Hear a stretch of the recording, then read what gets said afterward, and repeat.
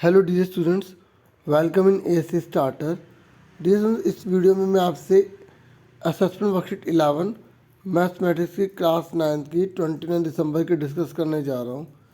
देखिए, ये आपका जो एनसीईआरटी की बुक है चैप्टर नंबर 4 से क्वेश्चन है, ठीक है। तो अगर आपने उसे कर लिया तो आप इसे ईजिली बता पाएंगे, और पहले आप खुद ट्राई कीजिएगा, फिर अपने आंसर मैच कीजिएगा, ठीक है। तो पहला क्वेश्चन आपसे बोला गया, what is the coefficient of x square in the polynomial. ये कह रहा है कि इस पॉलिनोमियल में एक्स स्क्वायर का कोफिशिएंट क्या होगा। देखिए, जो कोफिशिएंट होता है ना, वो मल्टीप्लाई हो रहा होता है। तो एक्स स्क्वायर ये रहा, ठीक है, एक्स स्क्वायर ये रहा, तो इसमें किसकी मल्टीप्लाई हो रही है, 5 की। तो इसका आंसर क्या आ जाएगा, 5 आ जाएगा, ठीक है। तो जो एमसीक्यू है वो तो मैं आपको इसी में बता रहा हूँ, बाकी जो सॉल्व करने वाले वो मैंने अलग से आपके लिए किया है, ठीक है। तो इसका आंसर क्या आ गया, डी। क्लियर हो गया, पहले का आंसर डी आ गया। मुझे पूरी उम्मीद है सबका आंसर ठीक होगा। नेक्स्ट है, ये कह रहा है what is the degree of the polynomial 3। ये कह रहे अगर कोई पोलिनोमियल है, जैसे ये 3 लिखा है, तो इसकी डिग्री कितनी होगी। आप सोचिए, मैं आपको थोड़ा सा हिंट देता हूँ। जैसे 3 लिखा है, तो अगर 3 लिखा है, कॉन्स्टेंट लिखा, तो इसके अगर हम आगे कोई वेरिएबल लिखेंगे तो उसके ऊपर हमें 0 लिखना पड़ेगा, क्योंकि किसी के ऊपर भी जब 0 लिखते हैं तो उसकी वैल्यू क्या होती है, 1। समझे मेरी बात। तो इसकी डिग्री कितनी आ गई, 0। तो इसका आंसर ए है, ठीक है। समझ में आ गई। मतलब कहने का ये कि अगर कोई भी आपको इस तरह का कॉन्स्टेंट दे देगा तो उसके आगे मल्टीप्लाई 1 लिखो, तो इस 1 की जगह में एक्स के ऊपर 0 लिख सकता, नहीं लिख सकता, तो इसकी डिग्री कितनी होगी, 0 हो गई। क्लियर हो गया। ये मत सोचना कि 3 लिखा तो 3 डिग्री हो जाएगी, ठीक है। ऐसे 100 लिखेगा तो 100 हो जाएगी क्या, नहीं। अगर कोई भी बड़ा नंबर आ गया, कुछ भी नंबर आ गया ना, उसके आगे हम एक्स की 0 लिखेंगे, तो जितने भी कांस्टेंट होते हैं उसकी डिग्री क्या होती है, 0 होती है, ठीक है। क्लियर हो गया। सेकंड का आंसर ए आ गया। फर्स्ट वाले का आंसर जो था वो हमारा, ठीक है, क्या था, डी था, ठीक है। अब आ जाइए थर्ड क्वेश्चन पर। ये कह रहा है अ पॉलिनोमियल ऑफ डिग्री 10। ये कह रहा है इनमें से वो कौन सा पॉलिनोमियल है जिसकी डिग्री 10 दे रखी है। तो डिग्री 10 ये रही, ठीक है। तो इसका आंसर क्या है, बी। नेक्स्ट ये कह रहा है कि एक्स की क्यूब माइनस एक्स गिवन है, तो ये कौन सा पॉलिनोमियल है। मोनोमियल है, बाइनोमियल है, ट्रिनोमियल है, ये नन ऑफ द अबव है। देखिए कितने टर्म है इसमें, 1 2। जब 2 टर्म होते हैं ना बच्चों, तो हम बोलते हैं बायनोमियल। तो इसका आंसर क्या आ गया, बायनोमियल, ठीक है। क्लियर हो गया। जिसमें एक टर्म होता है उसको बोला जाता है बच्चों मोनोमियल, ठीक है। मैं MIAL नहीं लिख रहा हूँ, लेकिन बता दिया मैंने। और जिसमें 2 टर्म होते हैं उसको बायनोमियल कहते हैं। तो इसका आंसर क्या आ गया, बी, ठीक है। तो अब आपसे नेक्स्ट क्वेश्चन पूछा गया है कि आपको आइडेंटिफाई करना है कि which of the following are polynomials, कि इनमें से कौन सा पॉलिनोमियल्स है।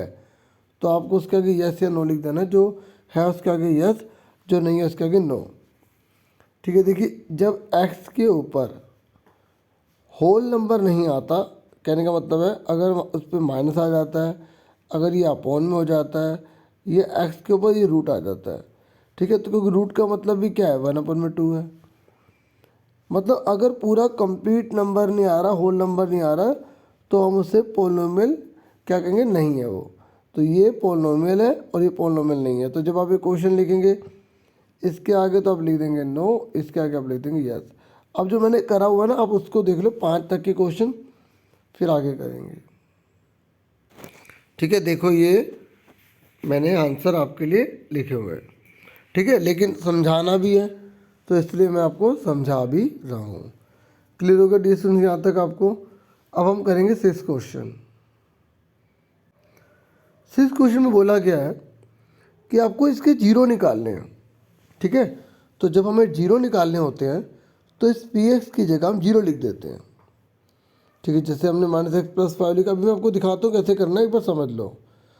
तो प्लस का 5 जाके उधर जाके माइनस का हो गया, तो माइनस से माइनस यहाँ कैंसिल हो गया, तो x कितना आ गया आपका, 5 आ गया, ठीक है, ऐसे इसको हम करेंगे।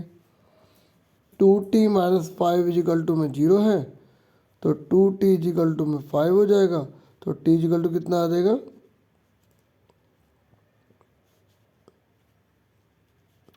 5/2 आ जाएगा। ठीक है, अब देखो एक बार कैसे लिखना है। ठीक है, इस तरीके से आप लिखेंगे। ठीक है, ये माइनस से माइनस कैंसिल हो गया। आप इसे काट के दिखा दो या नहीं दिखाओ तब भी कोई बात नहीं। और जब इक्वल चल रहा होता है ना इस तरीके से, तो यहाँ पर आप ऐसे वाला साइन बना देंगे। ठीक है, क्लियर हो गया। चलो अब इसका सेकंड पार्ट देख लो। तो सेकंड पार्ट आप देखें तो वही सेम करना है। इसकी जगह हमने 0 लिख दिया। ठीक है, 0 निकालने के लिए माइनस का 5 प्लस का हो गया, 2 मल्टीप्लाई वाला डिवाइड हो गया। अब उसके बाद हम 7 क्वेश्चन देखेंगे। ठीक है, पहले क्वेश्चन देख लेते हैं। 7 क्वेश्चन में बोला गया कि आपको इसके फैक्टर्स करने हैं। ठीक है, तो देखिए ये इसके फैक्टर करना मैं आपको सिखाऊंगा। यहाँ पे ऐसे डाल देना, सॉरी यहाँ तो इक्वल ही आएगा। अब देखो इसके फैक्टर सिखा रहा हूँ, जिन बच्चों को नोट करना है वो यहाँ से नोट कर ले, बाकी जो समझ रहे हैं वो अच्छे समझें। ठीक है,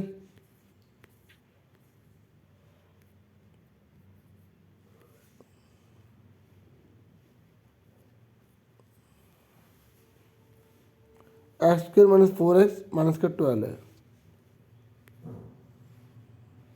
देखिए एक्स स्क्वायर माइनस का 4x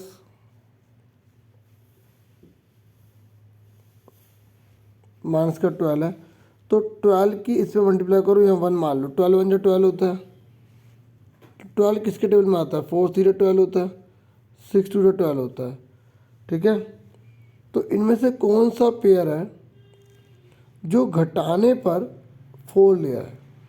तो 4 में से 3 जाएंगे तो 1 आएगा, ये नहीं आ सकता। 6 में से 2 जाएंगे 4 ही तो आएगा। तो हमें पता लग गया कि कौन सा आंसर यहाँ पर लेना है। ठीक है, तो x का स्क्वायर या लिखेंगे 6x माइनस का 2x। ठीक है, उसके बाद हम ब्रैकेट को ओपन कर देंगे तो माइनस का 2x प्लस का हो जाएगा। फिर यहाँ पर हमें 2 पेयर बना लेते हैं। इस पूरे पेयर में क्या कॉमन है, इस पूरे पेयर में क्या कॉमन है, ये हमें देखना है। देखो इन दोनों में ध्यान से देखो, दोनों में x है, उल्टे यहाँ पे एक फालतू है ना। तो x बाहर ले लिया, इसमें क्या बचेगा? एक x, क्योंकि हमने इसका एक x तो बाहर ले लिया, 2 है ना यहाँ पर, तो यहाँ 1 बचेगा। ठीक है, और यहाँ पर क्या बचेगा? 6 बचेगा। ठीक है, क्या बचेगा? एक 6 बचेगा। और इन दोनों में क्या है? 2 का टेबल है। ठीक है, तो यहाँ पर 2 लिखा, 2 1 जा 2 और 2 6 जा 12। ठीक है, अब देखो अंदर वाले दोनों सेम हो गए ना, तो जो सेम है ना उनको हम एक बार लिख लेंगे। और फिर क्या बचा? x प्लस 2 बचा, तो x प्लस 2 आ गया। अब एक बार देखो मैंने कैसे करा। यहाँ देखो 12 1 जा 12 करा, 6 2 जा 12 हो गया। फिर यहाँ पर लिख दिया, ब्रैकेट खोला तो प्लस का ये माइनस हो गया। ठीक है, ये माइनस का तो प्लस का हो गया। उसके बाद हमने इसके क्या कर लिए? कॉमन ले लिया, यहाँ पर इसमें भी कॉमन ले लिया, ये दोनों सेम है, एक बार आ गया, ये एक बार आ गया, तो ये हमारा हो गया फैक्टराइज। ठीक है, ये हमारा आंसर आ गया। ओके, अब आ जाइए नेक्स्ट क्वेश्चन पर, यहाँ फुल स्टॉप लगा था करना। ठीक है, देखिए नेक्स्ट क्वेश्चन तो बहुत ही ईजी है। इसने बोला कि आपको क्लासीफाई करना है कौन सा लीनियर है, कौन सा क्वाड्रेटिक है, कौन सा क्यूबिक है। देखो अगर सबसे बड़ी डिग्री 3 आ रही है तो उसको हम क्यूबिक बोलते हैं। क्या बोलते हैं? क्यूबिक। और अगर डिग्री 1 आ रही है तो उसको क्या बोलते हैं? लीनियर बोलते हैं। और अगर डिग्री 2 आती है तो उसको क्या बोलते हैं? क्यूबिक बोलते हैं। ठीक है, अब आप इसका आंसर एक बार देख लो मैंने कैसे लिखा हुआ है। वही है जो मैंने बताया, क्यूबिक पोलिनोमियल, लीनियर पोलिनोमियल। ठीक है, उसके बाद आ जाएगा क्वाड्रेटिक पोलिनोमियल। ठीक है, अब उसके बाद नेक्स्ट क्वेश्चन देखते हैं, 9th कौन सा है। देखिए 9th में बोला गया find the zero of the polynomial. तो जैसे अभी हमने यहाँ पे फैक्टर किए थे ना इसके, है ना, सेम इसके फैक्टर करने हैं, बस हमें यहाँ पे इसके जीरो भी निकालने हैं, तो इसके फैक्टर करते हैं। ठीक है, देखो बिल्कुल सेम उसी तरीके को अपनाना जो मैंने आपको सिखाया था। क्या सिखाया था? 3 6 जा 18। तो यहाँ पर क्या लिखा हुआ? माइनस, माइनस करने पर 7 आना चाहिए। ठीक है, तो मैंने शुरू में चैप्टर 4 बोला था, चैप्टर 2 से है ना ये, तो चैप्टर 2 की पूरी वीडियो बना रखी है, वो भी देख सकते हैं। ठीक है, तो मैं डिस्क्रिप्शन में प्लेलिस्ट दे दूंगा आपको, उस पर मैंने बोर्ड पे समझा रखा है, तो आपको काफ़ी अच्छे समझ में आ जाएगा। तो 6 3 जा 18 हो गया। ठीक है, तो 9 में से 2 जाएंगे तो 7 बचेगा। तो हमने ये चीज़ सेम उतारते, ये चीज़ सेम उतारते हैं, और इस 7 की जगह क्या आ गया? 9 - 2y। देखो हम अपनी मर्ज़ी से यहाँ नहीं ले सकते, कहीं सोचो 7 है तो यहाँ पे मैं 10 में से 3 लेस कर दूंगा तो 7 आ जाएगा, ऐसे नहीं होता। इसको मल्टीप्लाई करने पर, और यहाँ माइनस लिखा तो घटाने पर ये आना चाहिए। तो हमने इन दोनों को मल्टीप्लाई करने पर ये लिखा, फिर घटाने पर आ रहा ना 7। इस तरीके से करते हैं। फिर हम क्या करते हैं, इसको आप फैक्टर कर लो। 6 का तो 3 2 जा 6, वाई को 2 बार लिख लो। 9 का 3 3 जा 9, वाई का वाई 2y, इस तरीके से उतार दिया। अब इस पूरे ग्रुप में क्या कॉमन है? इसमें क्या कॉमन है? 3 है और y है, तो 3y आ गया। इसमें क्या बचा? 2y, और यहाँ 3 बचा। उसके बाद दोनों में माइनस से बाहर आ गया, और ये 2y और 3 आ गया। अब देखो ये दोनों के दोनों सेम है ना, इसको हम एक बार लिख लेंगे। ठीक है, और ये दोनों बचे, इसको हम एक बार लिख लेंगे। ठीक है, अभी दिखाता हूँ। ठीक है, आप देख सकते हैं यहाँ पर। उसके बाद हमें क्या निकालना है? जीरोस निकालने हैं। तो जीरोस निकालने के लिए इसकी जगह जीरो लिखेंगे, तो ये 0 के बराबर, ये भी 0 के बराबर लिख देंगे। ठीक है, आप देख सकते हैं। तो ये 0 के बराबर लिखा, ये भी 0 के बराबर लिखा। फिर प्लस का 3 जाके क्या हो गया? माइनस का 3, 2 मल्टीप्लाई वाला डिवाइड हो गया। ऐसे माइनस का 1 जाके प्लस का 1 हो गया, 3 मल्टीप्लाई वाला डिवाइड हो गया। ठीक है, तो रिक्वायर्ड जीरोस आर -3/2 1/3। ठीक है, तो ये हिंदी में लिखा, आप इंग्लिश मीडियम में इंग्लिश में लिखना। ठीक है, क्लियर हो गया। अब हम देख लेते हैं 10th क्वेश्चन कौन सा है। ठीक है, 10th क्वेश्चन ना आपको बोला गया फैक्टर थ्योरम का आपको यूज़ करना है, और इसको आपको फैक्टराइज करना है। तो काफ़ी कॉम्प्लिकेटेड मेथड है, ध्यान से समझिएगा। ओके, तो क्वेश्चन यहाँ से नोट कर लें। अब इसका आंसर दिखाते हैं आपको। देखिए, सबसे पहले तो हमने यहाँ पे क्वेश्चन जो है वो नोट कर लिया कि, और उसको हमने पी एक्स के इक्वल मान लिया। ठीक है, फिर आपको बच्चों पता क्या करना है? आपको ध्यान रखना, पहले बड़ी पावर, फिर छोटी, फिर छोटी, फिर छोटी हो। उसके बाद ये जो आपको लास्ट में कांस्टेंट दिखाई दे रहा है -5, तो आप ये -5 लिखो। ये -5 किस किस के टेबल में आता है? 1 के और 5 के। ठीक है, तो अब आपको क्या करना है? ट्रायल मेथड यूज़ करना है, और पता लगाना है कि प्लस या -1 दोनों में से क्या पुट करने पर ये पूरा 0 हो जाएगा। अगर इससे नहीं जाएगा तो फिर 5 से चेक करेंगे। ठीक है, तो मैं जैसे आपको थोड़ा सा बताता हूँ।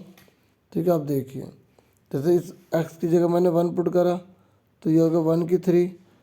यहाँ मैंने 1 का स्क्वायर करा, ये मैंने 9 का 1 करा, फिर मैंने 5। तो आप देखो 1 की 3 1 ही होता है। ठीक है, और 3 1 जा 3 होता है, और 9 1 जा 9 होता है, और 5 का 5। तो देखो ये 1 9 9 5 की तो होते 14, और 3 17, तो ये माइनस का 16 आ रहा है, 0 नहीं आ रहा। तो हमने फिर -1 पुट करके देखना है इसमें, ये हमें रफ में करना है। तो जब मैंने -1 रखा तो 0 आ गया। मैं आपको करके दिखा देता हूँ। देखो, जब मैं -1 रखूँगा, इसी के ऊपर कर रहा हूँ, तो हो सकता है आपको थोड़ा सा सही से ना पता लगे, इसे बड़ा बड़ा लिख रहा हूँ।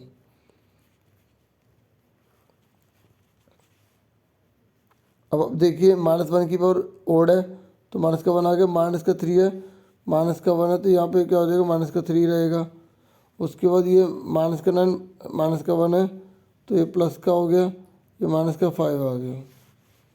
उसके बाद आंसर कितना आ गया, 9 प्लस का माइनस का 5 माइनस का 3 माइनस का 1 कितना का माइनस का 9, तो आ गया 0, आ गया ना 0।